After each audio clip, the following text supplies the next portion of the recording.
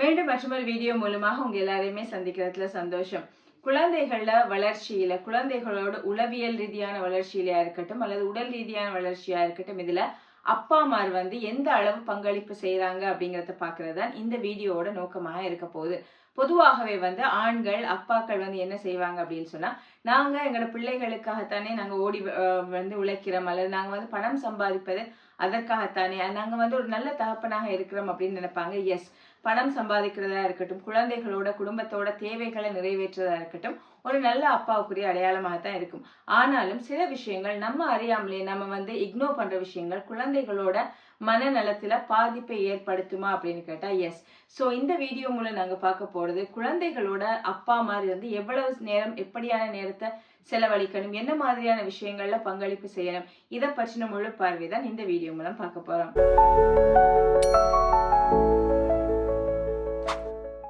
அப்பாமார் குழந்தைகளோட மனநலத்துல மிக முக்கியமான ஒரு பங்காற்றாங்க. பொதுவாகவே இந்த இமோஷனலாக அவைலபிளாக இருக்கிறது அப்படிங்கிறது முக்கியமாக இருக்கும். எவ்வளவுதான் நம்ம குழந்தைகளோட தேவைகளுக்காக பணம் சம்பாதித்தாலும் சரி, செலவுகள் செய்தாலும் சரி, இமோஷனலாக குழந்தைகளோட கனெக்ட் ஆகிறது அப்படின்னு ஒரு விஷயம் இருக்க போகுது. பொதுவாக அம்மாமார் எப்பவுமே பிள்ளைகளோடயே கூட நேரம் செலவழிக்க கூடியவர்களா இருப்பாங்க, கம்பேர் பண்ற நேரம் அப்பாக்களோட. சோ இந்த நேரத்துல நீங்க குறிப்பிட்ட நேரமாக இருந்தால் கூட நீங்க எந்த அளவு இமோஷனலாக எக்ஸ்பிரஸ் பண்றீங்க, உங்களோட குழந்தைகளுக்கு உங்களோட அன்பை வெளிக்காட்டுறீங்க அப்படிங்கிறது முக்கியமா இருக்கும். பிள்ளைகளோட சிரித்து பேசுறது அல்லது கட்டி அணைக்கிறது, இப்படியான விஷயங்களை பெரும்பாலான தகப்பன்கள்ட்ட நாங்க பார்க்க மாட்டோம். அப்படியே இருந்தா கூட குழந்தை பருவத்துல சின்ன வயசுல இருக்கிற பிள்ளைகளோட ரொம்ப கேரிங்காக அல்லது அவங்களோட பாசத்தை வெளிப்படுத்தக்கூடியதாக இருக்கிற அப்பாமார் பிள்ளைகள் கொஞ்சம் வளர்ந்தது பிறகு, ஒரு 11, 12 வயதானது பிறகு இதை கொஞ்சம் குறைத்து கொள்வாங்க. சோ இது குழந்தைகளுக்கு ஒரு ஏமாற்றத்தை, அல்லது ஏன் நம்ம இவ்வளவு நாளும் இருந்த அப்பா நமக்கு இப்படி இல்லை அப்படிங்கறத கொண்டு வரதுக்கான வாய்ப்பு இருக்கு. அப்படி இல்லைன்னா உங்கள்கிட்ட 2, 3 குழந்தைகள் இருக்கிறாங்க அப்படின்னு சொன்னா, ஒரு குழந்தை, மூத்த குழந்தை வளரும் போது நீங்க கொஞ்சம் இடைவெளியை கொண்டு வரதும், அந்த சின்ன குழந்தைகளோட நீங்க பாசம் காட்டுறீங்க இல்லையா, இது பிள்ளைகளுக்கு மனதுல ஒரு தாக்கத்தை ஏற்படுத்துமான்னு கேட்டா எஸ். சோ பேரண்ட்ஸ், அதுவும் குறிப்பாக அப்பாமார் எப்பவுமே இமோஷனலா நீங்க கொஞ்சம் எக்ஸ்பிரசிவாக இருக்கிறது முக்கியமா இருக்கும். நிறைய அப்பாக்கள் நினைக்கிறது டிசிப்ளின் அப்படிங்கிறது குழந்தைகளை பயமுறுத்தி, தனக்கு பயம், அப்பாவுக்கு குழந்தை பயம் அப்படின்னு சொல்றது தான் டிசிப்ளின் அப்படின்னு, அதுதான் கைடன்ஸ் அப்படின்னு நினைச்சிட்டு இருப்பாங்க. ஆனா எப்பவுமே அப்பாக்கள் ஒரு சேஃப் ஜோனாக குழந்தைகளுக்கு இருக்கிறது முக்கியமா இருக்கும். அப்பாக்கு நான் பயம் அப்படின்னு சொல்றதை விட, என்னோட அப்பா கிட்ட நான் எதையுமே எக்ஸ்பிரஸ் பண்ணலாம், எதையுமே நான் பயம் இல்லாம போய் சொல்லலாம், எந்த மிஸ்டேக்ஸ் நான் தெரியப்படுத்தலாம் அப்படிங்கிற நம்பிக்கையை நீங்க குழந்தைகளுக்கு விதைக்கிறது ரொம்ப இம்பார்ட்டன்டாக இருக்கும். ஏன்னா உங்களை ஒரு குறிப்பிட்ட வயதிற்கு மேல குழந்தைகளை வழிநடத்தக்கூடியவர்களாக இந்த அப்பாக்கள் இருக்கிறாங்க. ஒரு குறிப்பிட்ட வயதுக்கு மேல, ஒரு டீனேஜுக்கு வர்ற நேரம் பிள்ளைகள் எவ்வளவுதான் அம்மா சொன்னாலுமே அதை காது கொடுத்து கேட்க மாட்டாங்க. பட் அப்பா சொல்ற நேரம் அதை ஒரு ரெஸ்பெக்ட்ஃபுல் மேனர்ல அந்த பிள்ளைகள் ஃபாலோ பண்றதுக்கான வாய்ப்பு இருக்கு. சோ நீங்க ஒரு பயங்கரமான, அப்பாவை பார்த்தாலே பயம் அப்படிங்கிற ஒரு ஃபீலிங்க குழந்தைகளுக்கு கொண்டு வர நேரம், அந்த அப்ரோச்ல தான் குழந்தைகள் உங்களை அப்ரோச் பண்ண ஆரம்பிக்கும். சோ உங்கள்ட்ட இருந்து நிறைய விஷயங்களை மறைக்க ஆரம்பிப்பாங்க.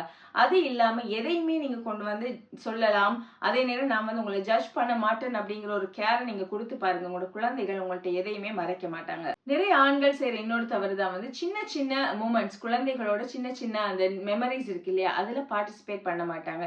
தன்னோட வேலையா இருக்கட்டும் அல்லது அவங்க பிஸியா இருக்கிறது, இப்படியான காரணங்களால பொதுவாக பெரும்பாலுமே அம்மாக்கள்கிட்ட இந்த வேலைகளை ஒப்படைப்பாங்க. பிள்ளைகளோட பேரண்ட்ஸ் மீட்டிங்க்கு போறது, அல்லது அவங்களோட ஒரு ஃபங்க்ஷன் ஸ்கூல்ல நடக்குதா, அதை போயிருந்து அதில் அவங்க ப்ரைஸ் வாங்குறாங்களா அதுக்கு கை தட்டுறதா இருக்கட்டும், அல்லது சின்ன சின்ன ஏதாவது பார்க்கு போறோம்னா அம்மா தான் கூட்டிட்டு போவாங்க, அப்பா வீட்டுல இருப்பாங்க. இப்படியான நிறைய இதை நாங்க எங்களோட கல்ச்சர்ல பார்த்திருப்போம் இல்லையா. இது குழந்தைகளுக்கும் உங்களுக்கும் இடையிலான அந்த அட்டாச்மெண்ட்டை குறைக்க ஆரம்பிக்கும். நிறைய ஆண்கள் ஒரு கம்ப்ளைண்டா ஒரு கட்டத்துக்கு மேல சொல்லுவாங்க, குழந்தைகளுக்கு அம்மா மீதுதான் பாசம், என்னோட அவ்வளவு பாசம் இல்லை, நான் எவ்வளவுதான் செஞ்சாலும் அந்த பிள்ளைகள் அதை வேல்யூ பண்றாங்க இல்லை அப்படிங்கிற ஒரு கம்ப்ளைண்ட் சொல்லக்கூடியவர்களாக இருப்பாங்க. இதற்கும் காரணம் என்ன அப்படின்னு சொன்னா நீங்க அந்த சின்ன சின்ன மூமெண்ட்ஸை மிஸ் பண்றீங்க.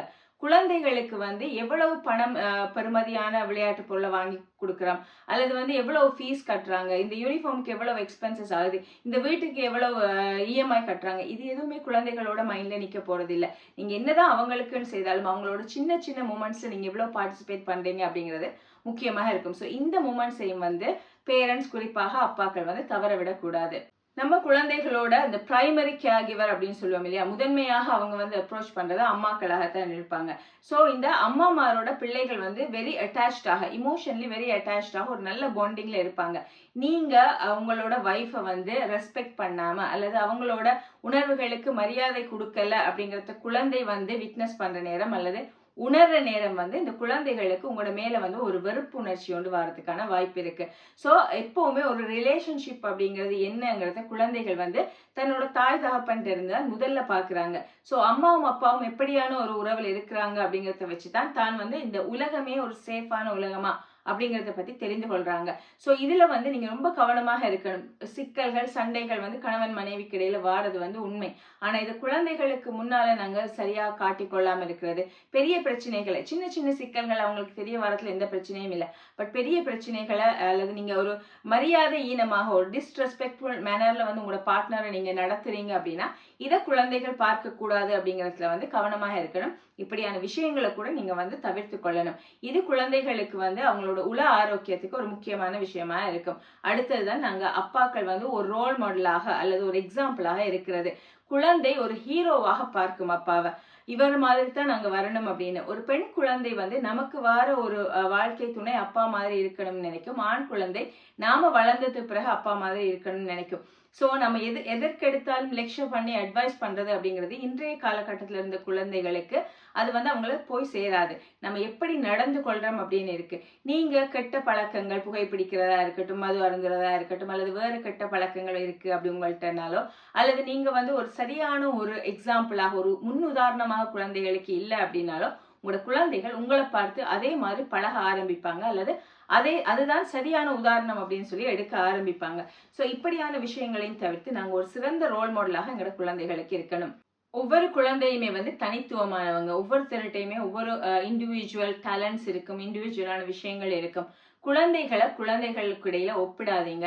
சோ இந்த மத்த பிள்ளை மாதிரி நீ வரணும் அப்படிங்கிறதோ அல்லது இன்னொரு குழந்தை மாதிரி நீ வரணும் அப்படிங்கிறதோ சில அப்பாக்கள் வந்து சொல்றதை பார்த்திருப்போம் அல்லது கடுமையாக நடந்து கொள்றதை பார்த்திருப்போம்.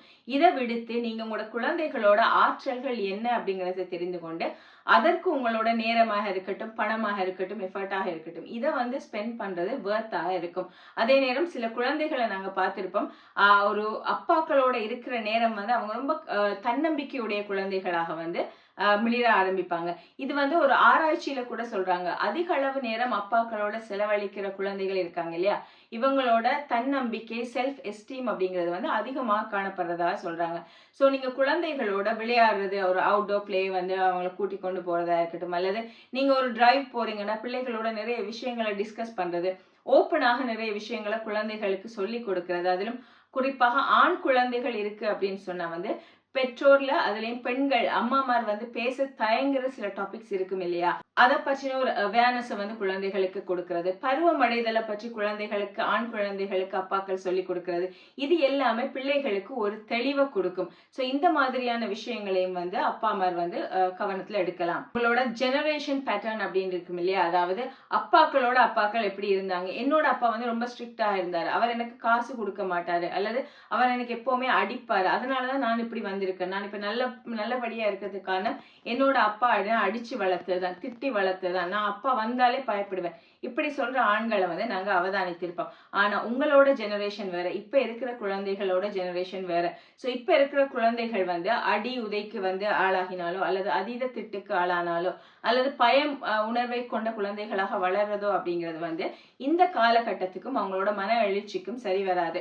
சோ இப்ப நிறைய விஷயங்கள் நீங்க முந்தி வந்து உங்களுக்கு வந்து பேரண்ட்ஸ் அடிச்சிருந்தாலோ அல்லது திட்டி இருந்தாலோ யாரோ ஒரு சித்தி பெரியம்மான்னு போய் அதை வந்து வென்டிலேட் பண்ணியிருப்பீங்க, அதை பத்தி சொல்லி எழுதிருப்பீங்க, அல்லது சப்போர்ட்டுக்கு யாராவது வந்திருப்பாங்க, கிராண்ட் பேரண்ட்ஸா இருக்கட்டும். ஏதோ ஒரு காலகட்டம் இதுக்கு முதல்ல இருந்திருக்கும். ஆனா இப்ப இருக்கிற பெரும்பாலும் தனி குடும்பமாக வளர்ற காலகட்டத்துல வந்து எங்களோட குழந்தைகளுக்கு இப்படியான ஒரு சப்போர்ட் சிஸ்டம் இல்லை. சோ இந்த பிள்ளைகள் தன்னோட வென்டிலேஷனாக போறது வந்து கெட்ட நண்பர்கள், கெட்ட உறவுகள் அல்லது கெட்ட பழக்கங்களுக்கு ஆளாகிற, அடிமையாகிற ஒரு அபாயம் இந்த காலகட்டத்துல இருக்கு. சோ இதுக்கு முதல்ல நான் இப்படித்தான் வளர்ந்தேன் அப்படிங்கிறத விட்டுட்டு இந்த காலகட்டத்துக்கு ஏற்ற மாதிரியான பேரண்டிங் ஸ்டைல அப்பாக்கள் வந்து அடாப்ட் பண்றது மூலமா எங்களோட குழந்தைகளை நல்ல ஒரு சந்ததியாக வளர்க்கலாம். எல்லா அப்பா அம்மாருமே வந்து குழந்தைகளுக்காகத்தான் ஓடி உழைக்கிறாங்க, எல்லாமே செய்யறாங்க. இதுல எந்த மாற்று கருத்துமே இல்ல. ஆனா நம்ம மிஸ் பண்ற சின்ன சின்ன விஷயங்கள் வந்து நம்ம எதிர்பார்க்காத விளைவுகளை ஏற்படுத்தக்கூடிய வாய்ப்புகள் இருக்கு. ஸோ இந்த வீடியோல நாங்க பகிரப்பட்ட விஷயங்கள், நாங்க டிஸ்கஸ் பண்ண விஷயங்கள் இருக்கு இல்லையா, இதை உங்க லைஃப் ஸ்டைல்ல அடாப்ட் பண்றது மூலம் ஒரு நல்ல சந்ததியை, நல்ல வளமான குழந்தைகளை உருவாக்கலாம் அப்படிங்கிற நம்பிக்கையோட மீண்டும் மற்றும் ஒரு வீடியோ மூலமாக உங்களை சந்திக்கிற வரைக்கும் உங்களிடமிருந்து விடை பெறுகிறேன். நன்றி.